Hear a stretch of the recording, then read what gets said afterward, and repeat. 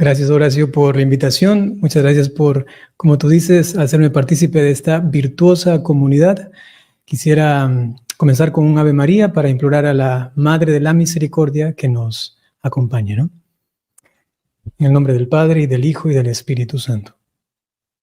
Dios te salve María, llena eres de gracia, el Señor es contigo. Bendita eres entre todas las mujeres, y bendito es el fruto de tu vientre, Jesús. Santa María, Madre de Dios, ruega por nosotros los pecadores, ahora y en la hora de nuestra muerte. Amén. en el nombre del Padre, y del Hijo, y del Espíritu Santo. Amén. Horacio, quizás si en algún momento tú quieres intervenir o decir algo, pues también me ayudarías bastante. Ahí, si hay alguna duda, alguna pregunta del chat o algo parecido, que de paso vamos saludándoles a todos ellos. Gracias por estar aquí. Sí, y podemos en algún momento pues también interactuar, ¿no? Lo que yo básicamente había pensado proponerles, queridos hermanos, también considerando este marco de una trinchera específica de la evangelización católica que tiene que ver, como lo he escuchado, de la batalla, combate, lucha cultural, ¿no?, que actualmente es tan necesaria. Quisiera, digamos, dar el discurso que vaya también con esa perspectiva, ¿no? Para esto quisiera basarme en lo que todos nosotros tenemos como de primera mano y como algo fundamental, y que a fin de cuentas, inclusive cuando uno estudia mucha teología o muchas materias al respecto del ser humano, al respecto de Dios, al respecto de la filosofía, y que a la final digo, regresamos a algo, y es la Sagrada Escritura y el magisterio, ¿no? Y eso lo tenemos en el catecismo. Eso decía San Juan de la Cruz, ¿no? Un tiempo él estaba un poco ya como hasta lo que él llamaba, ¿no? Desasido, o sea, como desprendido de las realidades humanas, que decía, a la final, ya no quiero que ni siquiera un humano me hable, ¿no? Ni siquiera quiero que ni un ángel me hable, ¿no? Porque quiero que Dios me hable directamente, ¿no? Y encontraba esa voz donde él decía, a la final, es la voz de la Iglesia, la Sagrada Escritura, ¿no? Entonces, quisiera basarme justamente en el catecismo, que recoge pues las perlas más hermosas, más brillantes, que nos ayudan a iluminar nuestro camino y a enriquecernos de la riqueza que tiene esta maravilla de explicación, ¿no? Entonces, miren qué interesante, para comenzar a hablar de la misericordia, es importante no perder de vista de dónde procede la misericordia, cuál es el origen de ella, ¿no? Y ella misma, digamos así, se podría concretizar en alguien personal que es el mismo Dios. Dios es amor. Y este amor en Dios mismo, como una capacidad inherente de su mismo ser, ¿no? Inclusive también Horacio seguramente sabrá que han habido pues muchas discusiones filosóficas al respecto de Dios en cuanto a su bondad, su misericordia, si es que es benevolente o no. Ahora recuerdo, me parece que es Duns Scoto, que justamente hablaba al respecto de la benevolencia, si es que Dios era benevolente inclusive antes de la creación del ser humano, ¿no? O sea, esas cavilaciones intelectuales y de dónde procede la misericordia, es su bondad, su compasión, su benevolencia, ¿no? Y es que Dios en sí mismo, por eso San Juan llega a una sentencia que al parecer es muy simplista, pero a la par en el lenguaje humano es como si lo contiene todo, como si la boca humana, con sus límites y todo, podía pronunciar algo que traducía a nuestra inteligencia, a nuestra capacidad de recepción, esta realidad inherente, sustancial o inmanente de Dios, ¿no? Y es el amor, ¿no? Desde el amor, entonces, tenemos que contemplar que Dios se compadece de la nada, decía Duns Scoto, ¿no? Se compadece de la nada, de la no existencia. Y como algo no existe, entonces Dios siempre ha sido misericordioso, compasivo y benevolente por la nada, por la no existencia. Y por ello su acto primero es de amor y por eso nos creó, pero también lleva ese acto de amor la misericordia y la compasión. Insisto, dirigiéndonos a esta realidad, digamos así, aunque parezca contradictorio, ¿no? O esta no existencia, mejor iba a decir realidad no existente, más bien esta no existencia o la nada absoluta, Y entonces viene su plan hermosísimo de amor, de salvación. Y esto implica que crea al ser humano no por una, digamos, carencia afectiva, si se quiere decir así, o una especie de necesidad personal de Dios en sí mismo, en su Trinidad, sino que crea al ser humano inclusive por este acto mismo de misericordia, digo, lo crea para que el ser humano experimente el amor divino. Es decir, se crea la criatura para que la criatura sea capaz de aprender del mismo Dios, el ser mismo de Dios, y lo experimente en él. Por eso el Génesis es tan diciente al respecto, nos ha creado a su imagen y semejanza, y así nosotros tenemos la capacidad de experimentar ese amor con el que Dios nos ama, ¿no? Este acto de amor, de misericordia, pues se traduce luego en su obra creadora y específicamente en el ser humano. Teniendo esto pues en mente, reconocemos la misericordia viene de aquel que es la misericordia, que es Dios. Algunos suelen utilizar también, digamos, la etimología de las palabras para comprenderlo también de una forma más hermosa. Sí, uno puede también hacerlo, ¿no? Desde la miseria, ¿no? y el corazón, que son las raíces etimológicas de misericordia. Entonces entender justamente que, digamos que el corazón de Dios, que hace una relación justamente al amor, a la intención, a su inteligencia, a su deseo, ¿no? Otra vez hablando en términos humanos, que se manifiesta hasta no solamente hasta donde está el ser humano para entrar en comunicación con él, que es lo que ha pasado cuando crea a Adán y Eva y tiene esta relación con ellos, sino que además se rebaja más hasta la propia miseria del ser humano cuando el ser humano peca. Y así la misericordia de Dios todavía resplandece más o deja ver toda su potencialidad luego en este pecado del ser humano. Y por ello, el Catecismo de la Iglesia Católica nos dice lo siguiente, y ahí presten mucha atención para entender lo que realmente es la misericordia divina, y luego para entender cómo nosotros tenemos que ser misericordiosos con los demás. Fíjense en esto. El Catecismo dice que para que el ser humano sea capaz de acoger la misericordia, el primer acto delante de esta misericordia es el reconocimiento de los pecados. Porque sin esto, o sea, ¿cómo soy, digamos, objeto de la misericordia de Dios o cómo estoy abierto a recibir esa misericordia, a experimentarla, si no soy capaz de reconocer que este Dios omnipotente se rebaja hacia mí? Porque el pecado del ser humano es creerse Dios, es creerse como Dios. Y entonces ponerse a veces al mismo nivel de Dios, y hay quienes se ponen hasta encima de Dios, diciendo que no existe, negando sus propias, digamos, facultades que le ha dado Dios para entender que Él es al que se le debe rendir culto, y todo lo que eso significa. Y entonces nos dice, primer acto del ser humano delante de la misericordia para experimentarla, reconocer el pecado personal. Y esto tiene como dos frutos. Dice el Catecismo, tiene dos dádivas, dos regalos.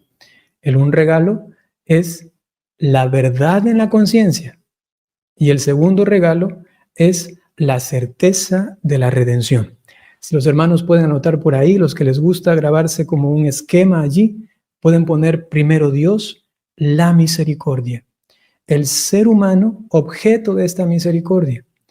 El ser humano, pecado. El ser humano que se ha metido en el fango, en el lodo de la miseria del pecado, y que Dios no solamente ha hecho un acto de misericordia para crearlo, sino también para rebajarse a la propia miseria, ¿sí? Sin él ser manchado de esa miseria, evidentemente. Eso lo vemos claramente en la encarnación. Y luego el ser humano que para aceptar la ayuda de Dios que le tiende la mano y le dice, ven, te saco de la miseria, tiene que reconocer que está en la miseria. O si no, imagínate a alguien que está enfermo y que no reconoce su enfermedad, pues sencillamente el doctor no podrá hacer mucho. Y mucho más si es que tiene que el doctor preguntarle, dime tú mismo, para que reconozcas, ¿no? Es interesante, por ejemplo, San Agustín habla respecto del sentido de la oración. Y dice San Agustín, la oración muchas veces consiste no tanto en uno pedir cosas, porque a veces uno pide tantas cosas y dice, ¿por qué, Señor, no me das? Sino que el acto de pedir algo tiene como consecuencia el comprender, según el Espíritu de Dios, según, digamos así, la mente de Dios, si eso que estoy pidiendo realmente me conviene, ¿no? Entonces, la oración, cuando uno pide algo, no solamente le sirve, y sería grave si uno piensa que orar solamente es, Señor, dame esto, sino que sabemos que la oración es un encuentro. Y entonces en ese encuentro, uno le pide al Señor y la oración se prolonga luego en la consideración si es que eso que estoy pidiendo realmente es aquello que me conviene. La oración entonces consiste, y esta experiencia de necesidad consiste, en que delante de Dios nosotros comenzamos a formar nuestra conciencia. Dios que viene, nosotros que desde la oración decimos, he pecado, mi conciencia comienza a tener certezas de verdades al respecto de mí mismo, que es el autoconocimiento o el conocimiento de uno mismo, para conocer además también a Dios que me rescata, y por eso la segunda dádiva es la certeza de la redención. Te voy a decir cuán pecador soy, porque entonces sé lo que eso significa en mi vida, cuánto te he dañado. Y segundo, este no es un grito dramático, desesperado y fatalista, sino que este es un grito esperanzador. Soy pecador, Señor, ayúdame. Y allí es cuando el ser humano experimenta misericordia. Podemos ver esto claramente en San Lucas, capítulo 15, ¿no? Están las parábolas de la misericordia. Es Jesucristo que va atrás la oveja perdida, la mujer que va atrás a buscar la moneda. Es el Padre misericordioso que espera que su Hijo retorne, regrese. En las tres parábolas, la misericordia de Dios se manifiesta con una tonalidad distinta en cada una de ellas para que entreveamos que también nosotros tenemos que aprender como a ponernos en el lugar de la oveja, en el lugar de la moneda, en el lugar del hijo pródigo, en diferentes lugares, momentos, circunstancias de nuestra vida. La certeza de la redención entonces tiene también un fruto en nosotros, y es que cuando uno experimenta misericordia, enseguida viene alegría, viene gozo, y viene entremezclado. ¿Por qué? Eso es muy interesante, ¿no? Una doctora de la iglesia como Santa Catalina de Siena decía así, al respecto de las lágrimas, ¿no?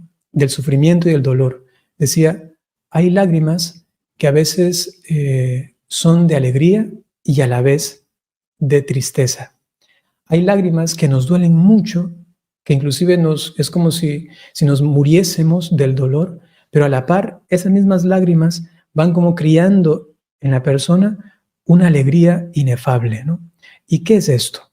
El reconocer cuánto yo he ofendido a Dios me parte el corazón. El reconocer que he sido malo con un Dios tan bueno, realmente, digamos que por dentro me destruye, y eso es bueno. ¿En qué sentido? Como lo decía el profeta Joel, hay que desgarrar el corazón. Ese desgarrar el corazón significa mi corazón se hace de carne y mi corazón se abre. Gráficamente, ¿no? Se abre y entonces es Dios que es capaz de entrar en él. Entiéndase corazón, no en el sentido solamente, no en el sentido biológico, anatómico, ni solamente romanticista actual, sino que entiéndase el corazón como el motor principal del cual, haciéndose una comparación con el alma, ¿no? Es fuente de pensamientos, sentimientos, de voluntad, de deseos, ¿no? Entonces, ese es el sentido bíblico, ¿no? Entonces, así el ser humano es capaz de reconocerse como aquel que tiene que transitar por un momento de dolor. Por eso, para confesarnos, ¿qué nos dice el catecismo básico? Nos dice el dolor de corazón. No solamente hacer examen de conciencia, sino dolor de corazón. Porque un buen examen de conciencia trae consigo ese dolor del corazón que me capacita, luego digo, de extender mi mano y decirle, ayúdame. Pero Santa Catalina de Siena decía, en esa tristeza se va fraguando paralelamente el gozo y la alegría, porque sé que esto que me está desilusionando de mí mismo, esto que me está desencantando, digamos así, de mí mismo, me está abriendo en cambio al horizonte divino y puedo ver claramente a Dios que es capaz de levantarme de la miseria en la que yo me he metido.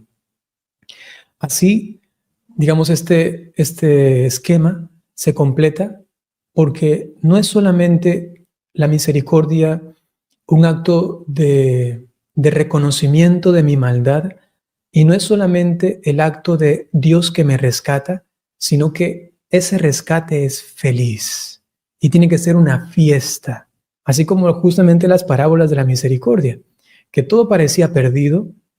Literalmente, cada una de ellas estaban perdidas, oveja, moneda e hijo estaban perdidos, sino que todo concluye con una fiesta. La experiencia de la misericordia siempre nos pone delante del rostro divino, misericordioso. Imagínate, mira a Dios un instante y sí, te va a dar temor, temblor, te puedes morir si no es por una gracia que Él da, ¿no? Como le decía San Juan de la Cruz, solamente Moisés y San Juan decía, fueron capaces de mirarle, ¿no? Y por una gracia especialísima no se murieron, ¿no? Y como contemplar a Dios, y esta contemplación es el gozo y la alegría, es prácticamente el cielo. Pero no podemos ser como ingenuos, porque luego el mismo acto de rescate de Dios nos trae una noticia, ¿sí? Esa noticia es que Él sigue siendo misericordioso, pero uno se preguntará, ¿pero por qué tiene que seguir siendo misericordioso?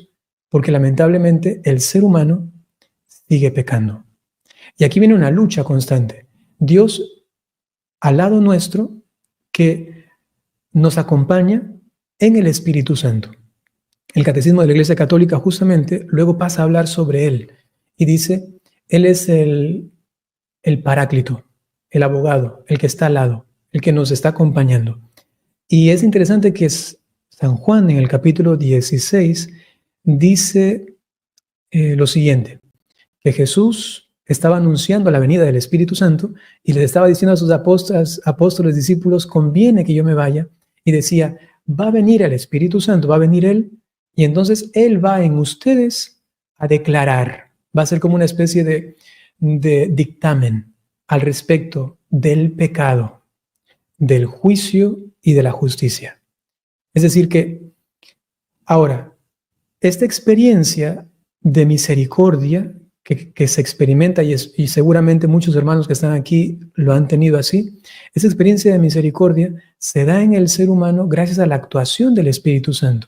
Por un lado tenemos entonces la relación personal con Dios en su misericordia, pero hay una especie, digamos así, de actor divino, que es Dios mismo, que está en el silencio, que está como oculto en este, digamos, trato pecador, misericordia, Dios, ¿no? Pecador humano, misericordia, Dios. Es como si el Espíritu Santo silenciosamente ha venido trabajando en el ser humano. Porque hay que decir también esto, ¿no? Que el ser humano por sí mismo es capaz de reconocer, sí, su maldad o cuestiones morales, inmorales, ¿no? Pero el hecho de reconocer que eso es pecado es muy distinto. Una cosa es decir, bueno, yo hice esto, robé, y sé que eso está mal y mi conciencia me reclama y listo, solo sé que está mal y ya. Y quizá si soy buena persona, lo restituyo. Si es que no, digo, no pasa nada, no se dio cuenta. Y la vida continúa. Pero en cambio, este actor secreto, que es Dios mismo, insisto, el Espíritu Santo, en nosotros trabaja de tal manera que con la gracia, en cambio, por ponerle nombres específicos, acá está la misericordia, delante de ese trato con Dios, pero digamos que secretamente en nuestra alma, con la gracia divina, en cambio, va preparando el Espíritu Santo en nosotros la capacidad de reconocer que eso es un pecado. Y cuando reconoces que algo no solamente está mal, es un acto inmoral, sino que además es pecado, es cuando desde tu alma gritas, auxilio, misericordia, me hundo, me muero, ¿no? Y a este punto quizá quisiera compartirte, Horacio, y con toda la audiencia, algo que a mí me pasó, algo que lo guardo muy especialmente en mi memoria, en mi corazón, inclusive con detalles, hora, ¿no? El clima del día, el lugar, la silla donde estaba sentado, cómo estaba la capilla por dentro, ¿no? Y fue que tuve una experiencia así, de reconocimiento del pecado. Y eso va para todos nosotros, porque como he dicho, no solamente es el primer acto en el que uno, digamos, se convierte por primera vez o quiere acercarse a Dios, sino que es siempre misericordioso el Señor, porque nosotros lamentablemente tendemos al pecado por la concupiscencia. Y entonces, yo estaba pasando por una especie de crisis, digamos así, espiritual, porque no podía confesarme bien. Y entonces yo le decía al padre confesor, tengo problemas, no sé de qué confesarme, ¿no? No sé de qué confesarme. Como que he estado tantos años, ahí todavía era seminarista, he estado tantos años en la fe y esto y no sé de qué confesarme. Y voy y me confieso, pero sé que no ha sido tan grave, no ha sido un pecado venial y es como si no siento nada, como si no pasase nada, ¿no? Y quizá algunos hermanos se identifiquen con esto, ¿no? Y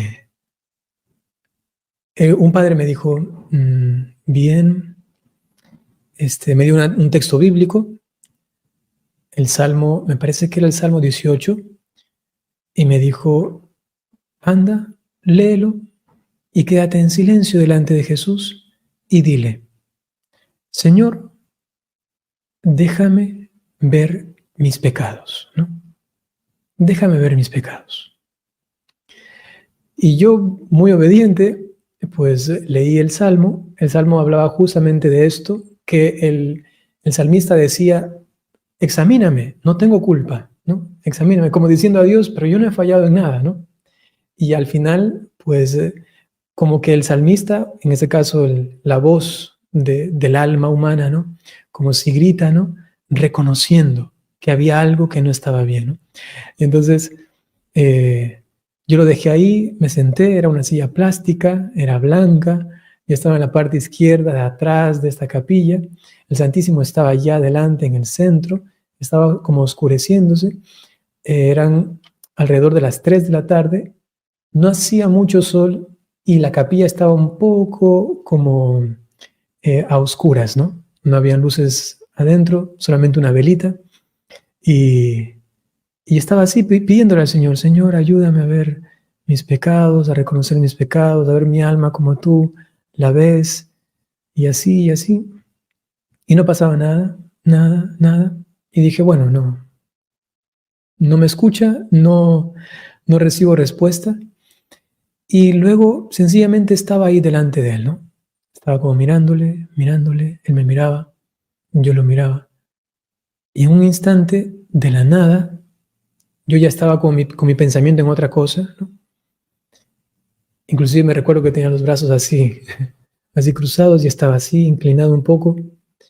Y me recuerdo esto porque lo que pasó fue que en ese instante es como si una especie de luz divina, como si Dios en su gracia, ¿no? El Espíritu Santo, el que viene justamente a determinar, ¿no? A dictaminar, viene a denunciar el pecado, ¿no?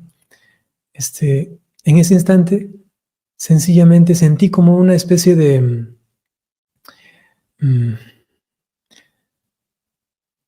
dolor profundo, profundo, pero muy profundo, que se mezclaba con alegría.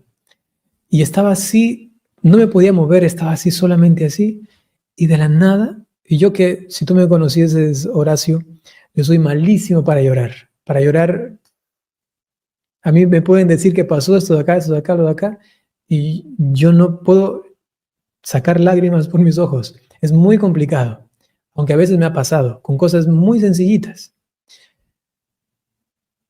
Y entonces, en ese momento así, de la nada, comienzan a salir lágrimas. Y salían lágrimas, lágrimas.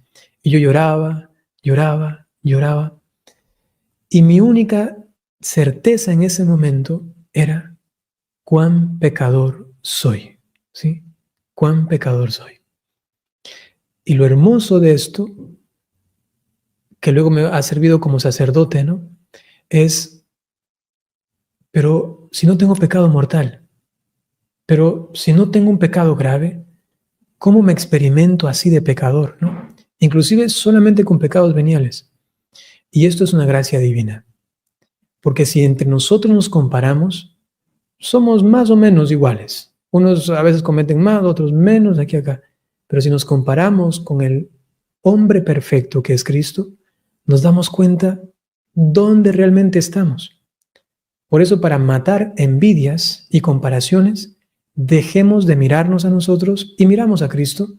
Y cuando le miramos y nos miramos a nosotros mirando a Cristo, decimos, pues todos somos igualmente pecadores, en ese sentido, ¿no?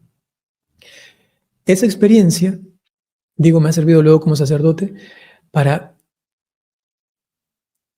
pedir desde mi ministerio sacerdotal en la confesión por las personas para que puedan mirar la gravedad del pecado, inclusive venial, porque también por ese pecado venial Cristo ha muerto en una cruz, y así experimenten esa actuación secreta, digamos así, de la gracia divina, que es el Espíritu Santo, que es el que conoce nuestro espíritu, dice San Pablo, ¿no? El único que conoce, digamos, el espíritu nuestro es el mismo Espíritu Santo, el que entra en nosotros y que trabaja internamente para luego uno hacer conciencia a través de la condena del Espíritu de este pecado y decir al Señor, ah, te necesito. Y gritar, ten misericordia de mí, que ha sido una de las pues, frases más quizá recitadas en el mundo, o sea, en toda la historia de la humanidad, el decir, Señor, ten misericordia, ten compasión de mí. En la iglesia en Oriente está la oración del corazón, ¿no? Que los starets pues promueven tanto, la que decía Bartimeo, Jesucristo, hijo de David, ten compasión de mí. Esta experiencia, insisto, luego se traduce en algo más. Y es luego en ser nosotros misericordiosos con los demás. La Iglesia Católica ha, pues, tipificado, digamos, estas obras de misericordia, tanto corporales como espirituales. Y ahí tenemos una gama infinita, pero que no son como algo así como una especie de propuestas al exterior de nosotros. Y esto también es como una especie de examen interior nuestro. Si tú ves las obras de misericordia como algo exterior a ti, es como si todavía la misericordia no está en ti, ¿no? Es como si no la has experimentado. Si las ves como que tienes, tengo que dar al que necesita, tengo que orar por, tengo que corregir al, tengo que visitar al, y como si es alguna cuestión externa, como si es que me toca, entonces reflexiona un poco, ¿y acaso no será que hace falta que la expresión de la misericordia se realice primero en mi experiencia de la misericordia para que eso se incorpore en mí y sea tan natural, pero tan natural? Por ejemplo, corregir al hermano con misericordia. Lo que no hacían, por ejemplo, los fariseos, o lo que no hacían los que se creían superiores, los que no pecaban, como los maestros de la ley o los sumos sacerdotes en el tiempo de Jesús. Y esto es de lo que más, digamos, le enerva, le detesta a Jesús, quizá en el sentido del pecado, ¿no? Que según el Salmo es lo único que él detesta es la iniquidad. Y así el Señor, como si esto se ve en la ira santa que tiene frente a aquellos que ni dejan salvarse a los demás ni se salvan a sí mismos, ¿no? ¿Y por qué se da esto, no? Porque lo más íntimo de Dios, si regresamos al principio, al origen, es este amor divino misericordioso, es el origen, y que el ser humano desfigure esto, ¿no? Que el ser humano se ponga en la actitud de, ya que si yo he sido creado por amor, comienzo a hacer lo contrario a él, a desenamorarme o vivir en el desamor, ¿no? Esto es como tan fuerte, ¿no? Por eso es que el mismo Papa Benedicto XVI pues decía, hay que tener cuidado, ¿no? De, por ejemplo, poner como primer plano la moralidad y no más bien el amor, ¿no? Y aquí entramos pues en este a veces combate o esta lucha que a veces lamentablemente se da, ¿no? Que por exceso o por mala comprensión, porque el amor realmente no tiene exceso, el extremo del amor pues es no tener extremo, ¿no? Poner como en lucha el amor contra la verdad al respecto de la moralidad.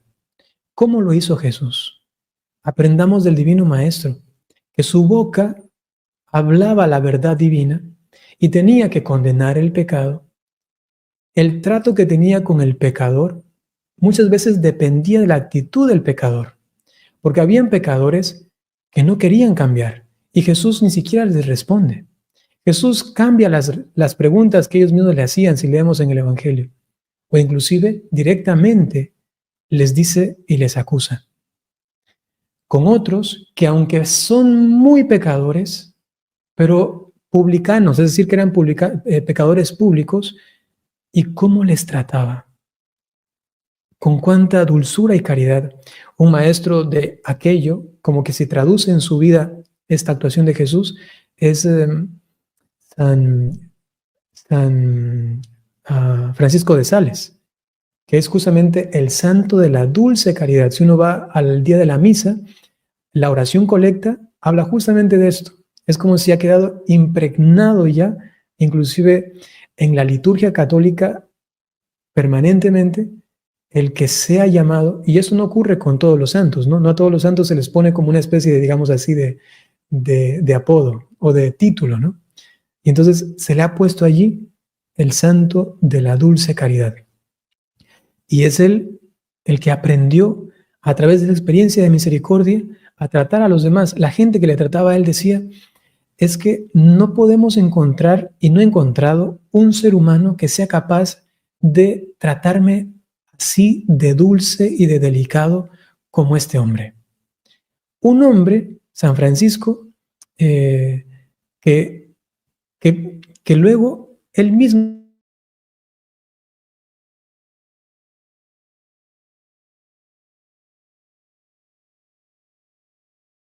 un segundo me convierto en el mismo diablo, ¿no? O sea, él entendía que lo que le sostenía para ser así de caritativo, de compasivo y de misericordioso con los demás era justamente el continuo agarre, la continua, como, digamos así, ligadura que tenía con Dios misericordioso y era su fuente para tratar a los demás así. Y lamentablemente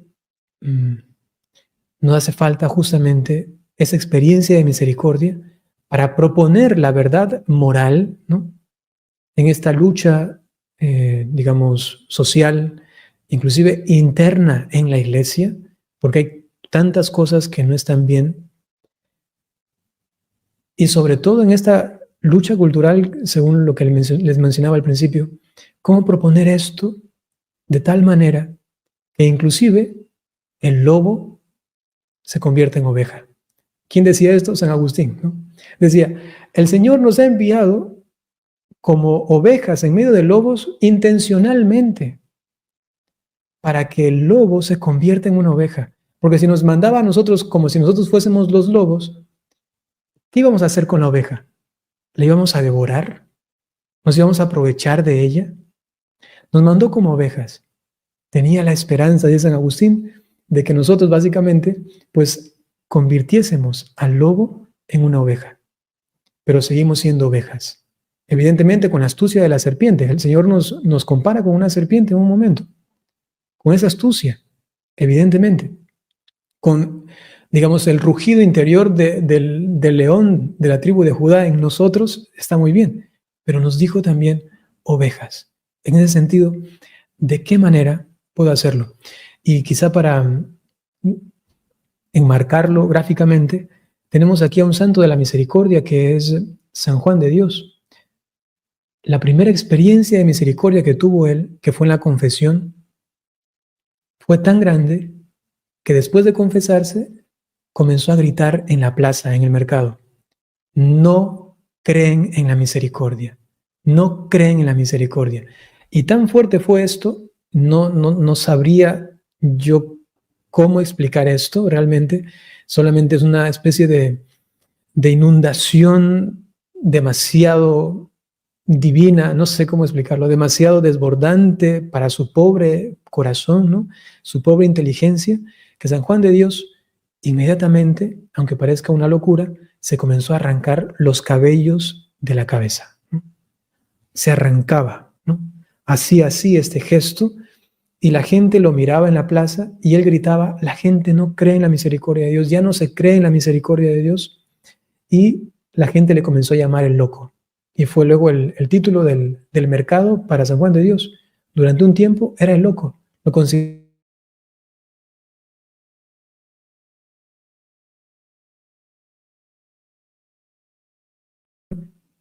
El ser humano se había alejado de esa experiencia de misericordia.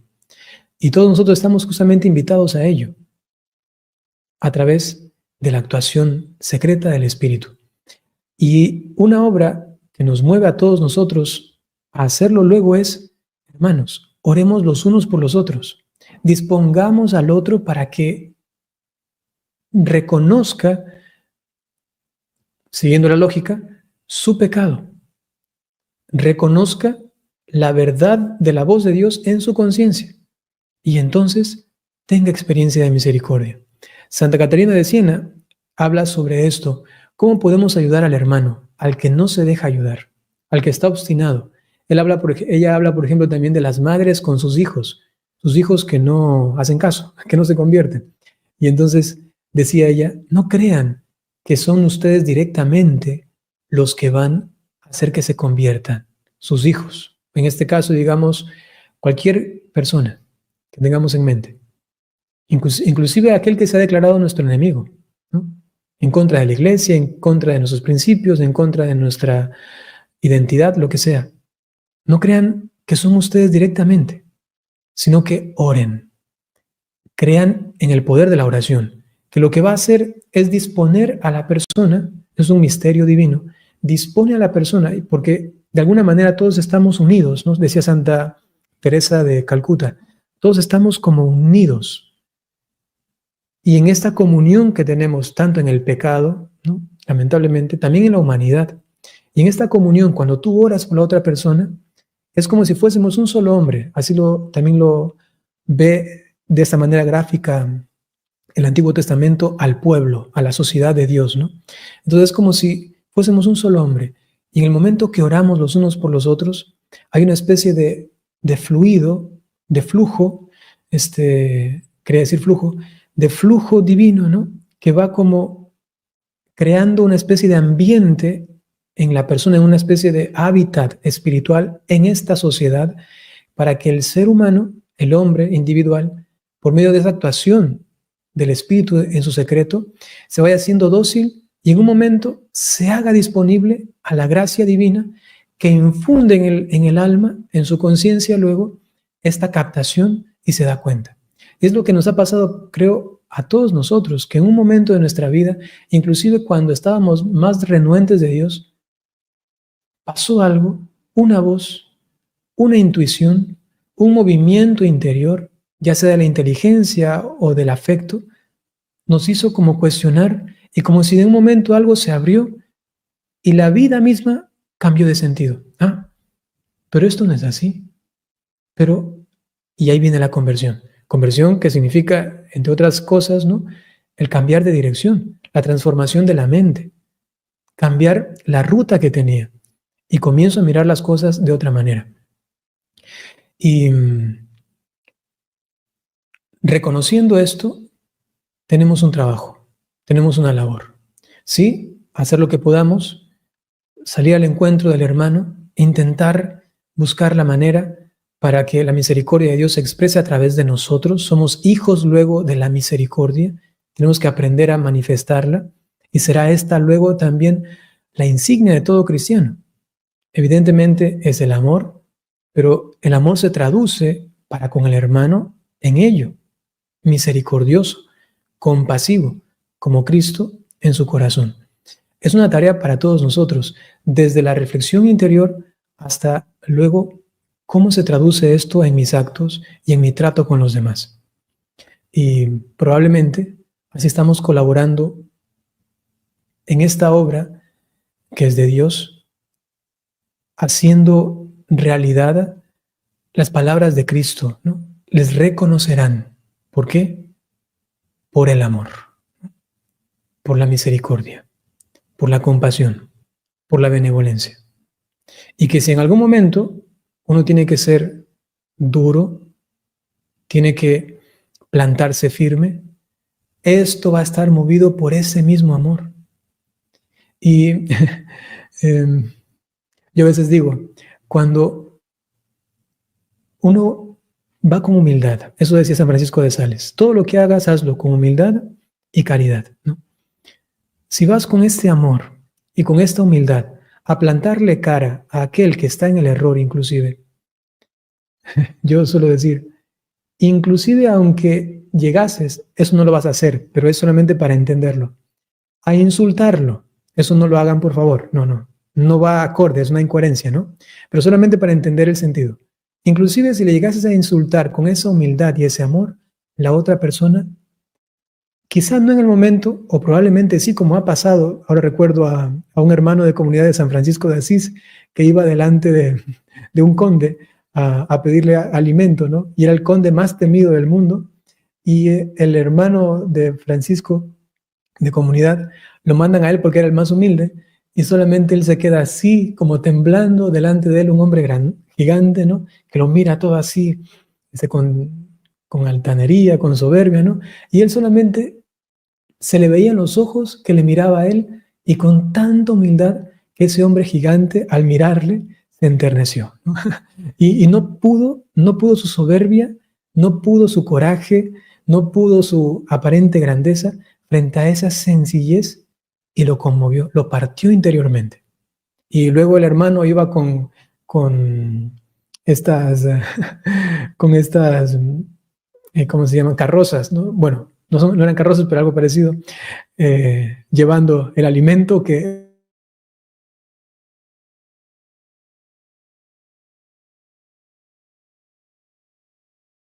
debería ser así, pero para que lo entiendan, hasta insultar al otro, quizá te va a decir, sí, sí, dale, porque entiendo que lo que estás haciendo viene de esta caridad y viene con humildad.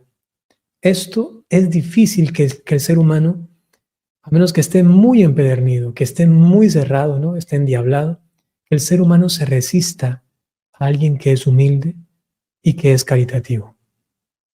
Es complicado, ¿no? Sí, bueno, eso es como lo general, ¿no? No sé qué piensas, Horacio. Yo te veo aquí y digo, no sé si sigo o si no sigo.